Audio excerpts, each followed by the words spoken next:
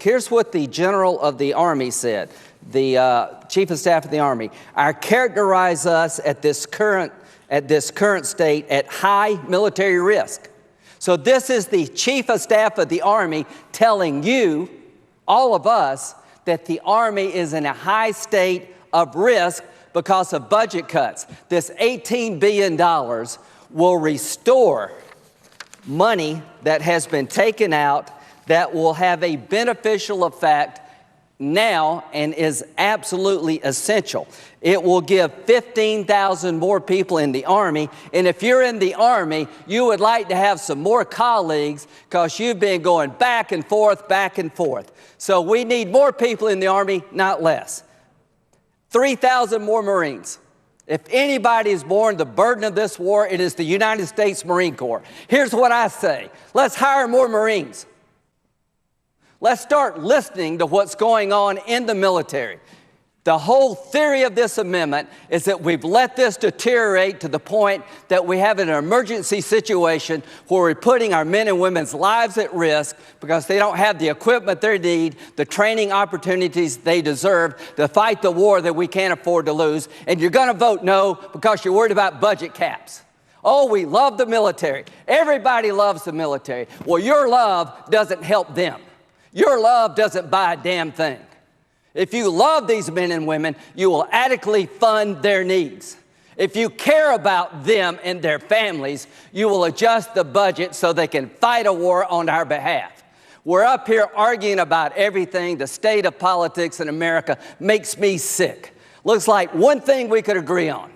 Libertarians, vegetarians, Republicans, and Democrats, that those who are fighting this war deserve better than we're giving them. So I want to tell you, when you come and vote against this amendment because you're worried about the budget caps, well, the Budget Committee is not going to fight this war. To my friends at Heritage Actions, I agree with you a lot. You're saying this is a bad vote. Nobody at Heritage Action is going to go over to Afghanistan, Iraq, or Syria, or Libya to protect this country.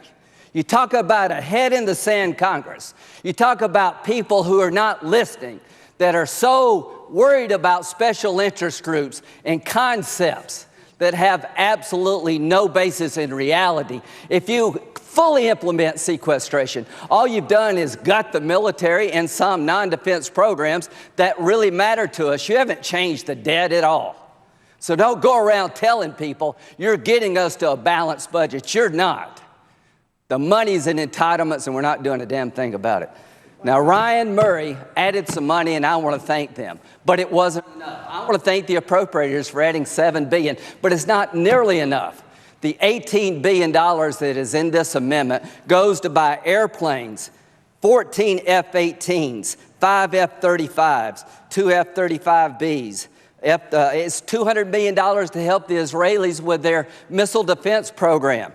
What this buys is more people, more equipment, more training opportunities at a time that we need all the above. It breaks the cap because we're in an emergency situation. These caps are strangling our ability to defend this nation. I hate what we've done to the military. This is a small step forward. This is not nearly what we need, but this $18 billion will provide some needed relief to the people who have been fighting this war for 15 years. So I hope and pray that you'll start listening to those that we put in charge of our military and respond to their needs. And this is a small step in the right direction. And if we say no to this amendment, God help us all. And you own it. You own the state of high risk. If you vote no, then as far as I'm concerned, you better never say I love the military anymore. Because if you really loved them, you would do something about it. But I also point out to my colleague that as a sign of priorities around this place, yesterday we had a vote on medical research on nearly $1 billion that had nothing to do with the military, but was the place where the Willie Sutton syndrome took place. And there was a 5% increase. They could increase, the appropriators could increase by 5% medical research, which has nothing to do with the military, but they won't add money to the military could use to defend this nation. There is no greater example of the priorities around this place. Now, I see my colleagues are waiting. I just want to point out what voting no means. Voting no would be a vote in favor of another year where the pay for our troops doesn't keep pace with inflation or private sector averages. This is 1.6, for the fourth year in a row. The military will receive less of a pay raise than the rate of inflation. You vote no, that's what you're doing. You vote no, it'd be a vote in favor of cutting more soldiers, more Marines, at a time when the operational requirements for our nation's land forces from the Middle East and Africa to Europe and Asia are growing. Every time you turn around, you'll see that there are more troops deployed in more places, whether it be Iraq, Syria, Libya, our European initiative where we're going to, European reassurance initiative. Every time you turn around, there's more deployment, more deployments in the Far East and the Asia-Pacific region. So every time you turn around, there's more obligations that we are, albeit incrementally, and yet we're going to cut the funding while we increase the commitments that we have. So you'd be voting in favor of cutting more soldiers and Marines at a time when the operational requirements of our nation's land forces are growing. Voting no would be a vote in favor of continuing to shrink the number of aircraft that are available to the Air Force, Navy, and Marine Corps at a time when they're already too small to perform their current missions and are being forced to cannibalize. We have people who are having to go to the boneyard in Tucson, Arizona, and take parts from planes that haven't been operationally for years. That's how bad the system has become thanks to sequestration.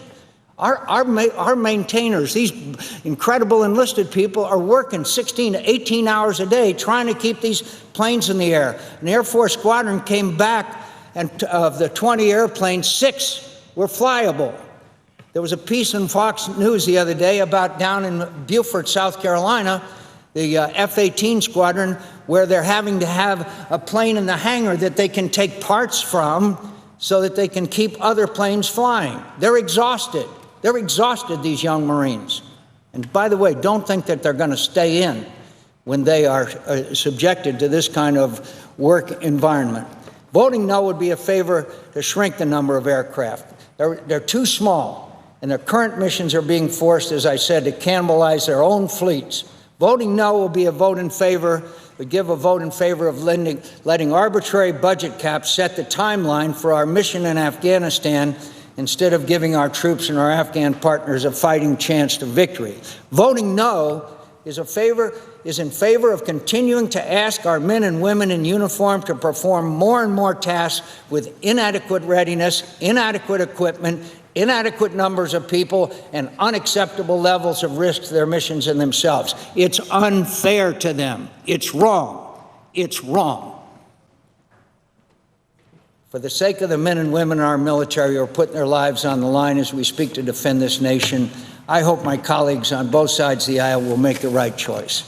For 5 years, we've let politics, not strategy, determine what resources we give our military service members.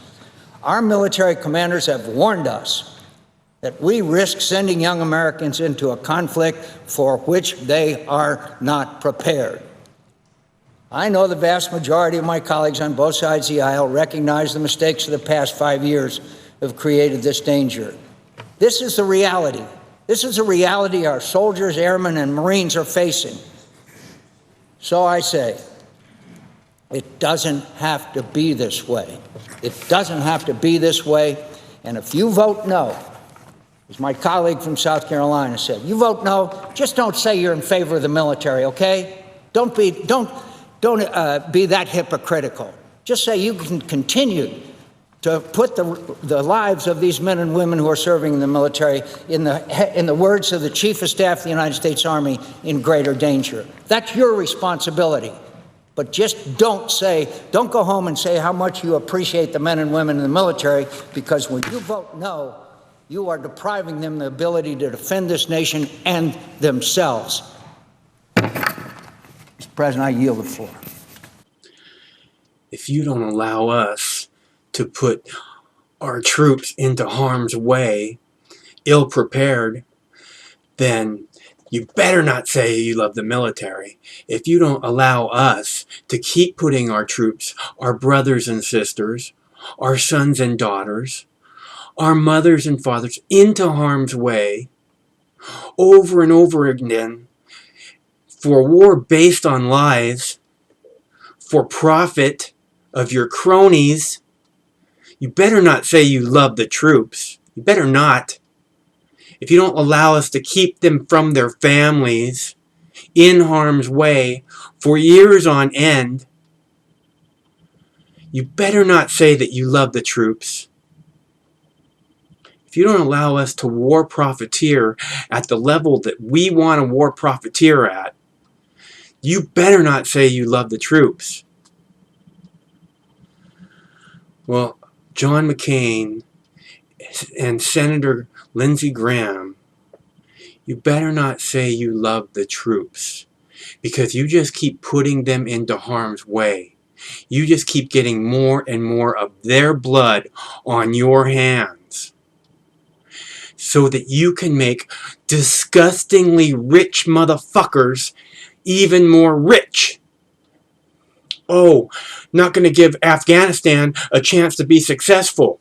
We've been in Afghanistan for 15 fucking years so that your buddies can war profiteer from it and give you money. You better not say you love the troops. You better not say you care about their families. You better not say you love this country. $200 million for Israel? Fuck Israel! How can you say that you love the troops or this country when your priorities is giving money to Israel that we don't have? These guys, these are the kind of people, these are the bloodthirsty psychopaths that I keep talking about. The people that must be locked up. They must be put into prison to protect the children. The children that they want to drop bombs on. Your children that they want to send to Syria. These bloodthirsty psychopaths must go to jail in order to make the world a safer place for everyone, and especially for the children. And if anybody can't see that, then you better not say that you love your children, or you love this country, or if we could just save one child, we gotta take all your guns so we could just save one child. Fuck you. So we're clear. My name's Mike. This is my YouTube page, Mox News. You don't like it? There's lots of other YouTube pages. Thanks for tuning in. One of these days this war is going to end, but I'm pretty sure it's going to take pitchforks and torches and guillotines to make it happen. I hope somebody out there is building guillotines, because we're going to put them to use. Senators.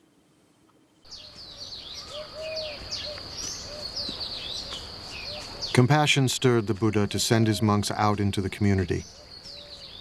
Sworn to chastity and poverty, they wandered the roads, bringing the Buddha's teachings into the world.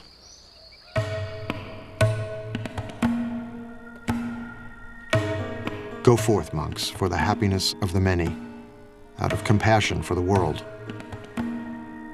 There are beings whose eyes have little dust on them, who will perish if they do not hear the teaching. But if they hear the teaching, they will gain liberation. The monks exist by begging. We think of begging as kind of a bad thing.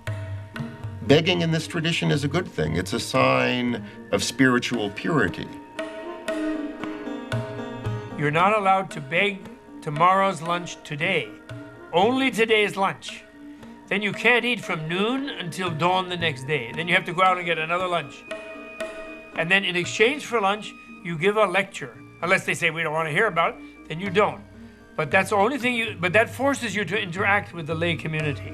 And if you're not serving them, if you're not doing something useful for them, they won't put anything in your bowl, and that will be the end of your community.